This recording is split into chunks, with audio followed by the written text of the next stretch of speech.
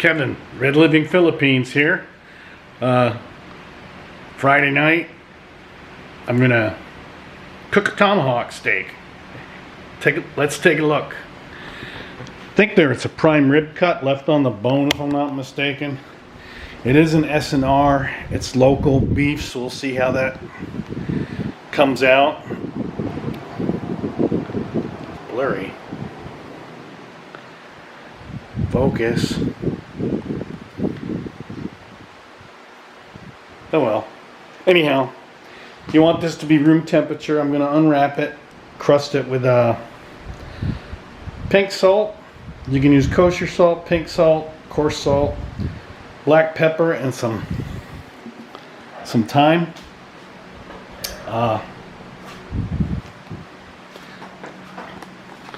Got the skillet over here. You brown it really high temperature, and then you put it in the oven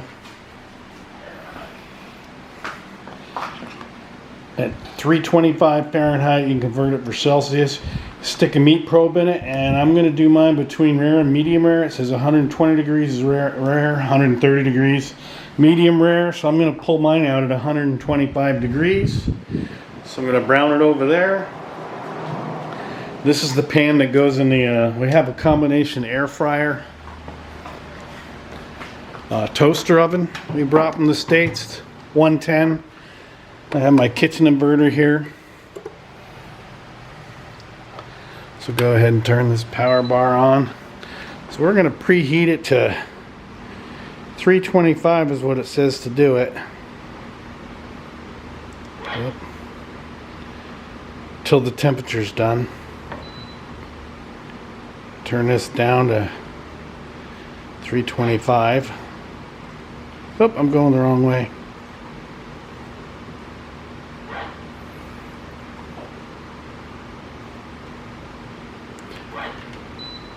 Preheating. So while that's preheating, I'm going to turn that skillet on and do the rub on these and sear it. Then put it back in this pan and throw it in there until it's 125.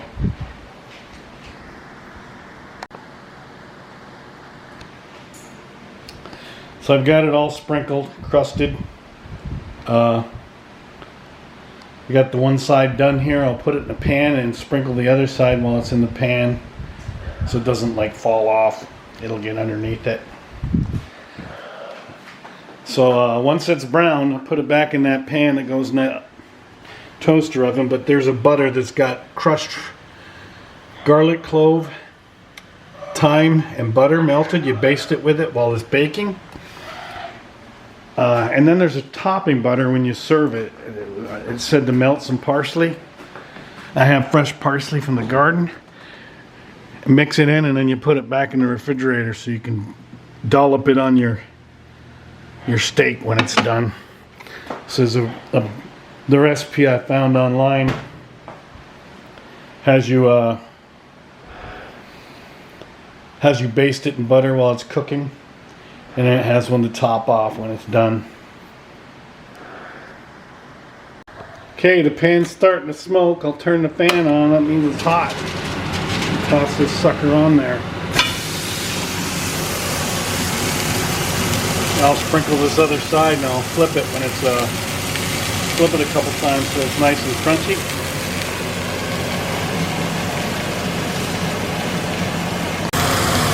Okay, peeked underneath it is brown. We're going for the flip. I'll probably brown a little more.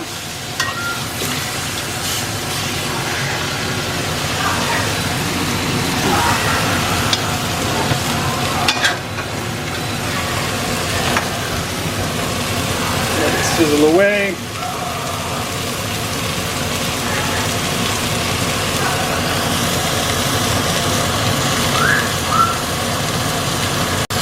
So that was the first side I did. I did it on the second. I put it back on it, crunch it up, make it a little more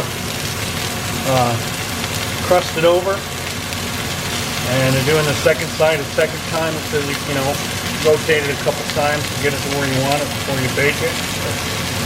To bring the internal temperature you desired. Rare, medium, Medium well done.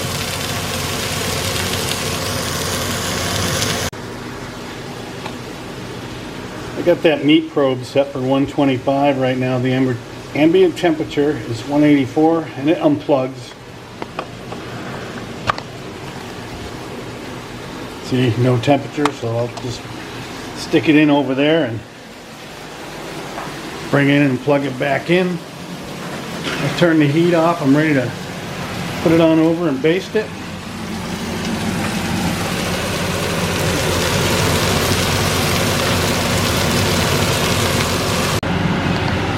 So yeah, there it is. I got the meat thermometer probe stuck in right there in the middle. It's about out here in the center. So now we'll baste it. The garlic butter.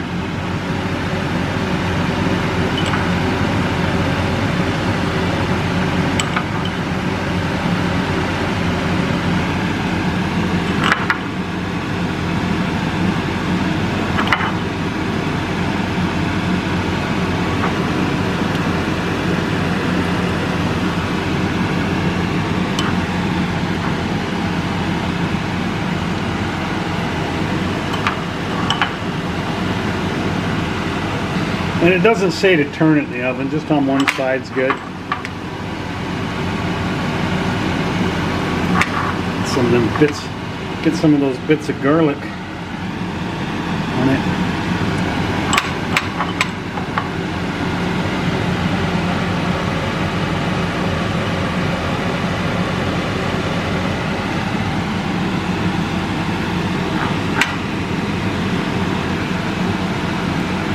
I think that'll do it. That'll do it.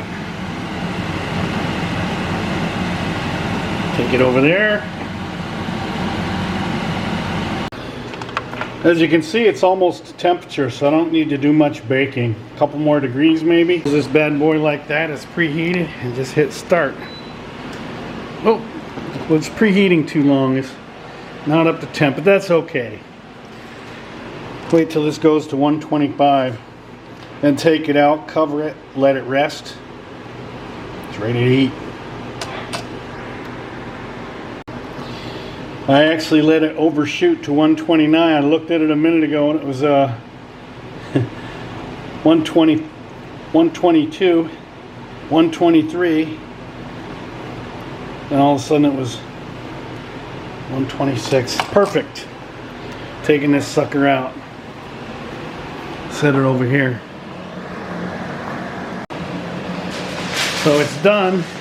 You're supposed to let it rest 5 or 10 minutes covered so it doesn't, the juice doesn't evaporate out. So when you cut into it, the juice doesn't evaporate out from the center. So we're gonna let it rest.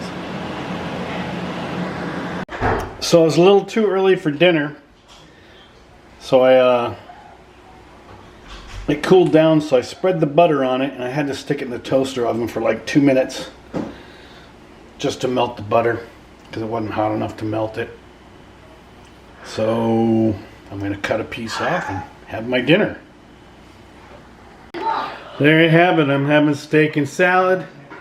It's lettuce, 2 layers of tomatoes and cucumbers underneath with some mozzarella and black olives on top. And there's the steak. I'm going to have Caesar salad. So I'll let you know how it is after I eat and do my closeout. Well, it all got devoured by everyone. Also, there's some fat, gristle, and a bone left. With that being said, it was okay. It's not like U.S. steak. It's better than that T-bone I cooked a bit back. But yeah. I mean, it was only about a $10 steak. I think it was about a kilo, around 2.2 pounds. It wasn't a big one. It was all right. I want to treat myself to a Brazilian steak next time. That's a little bit better.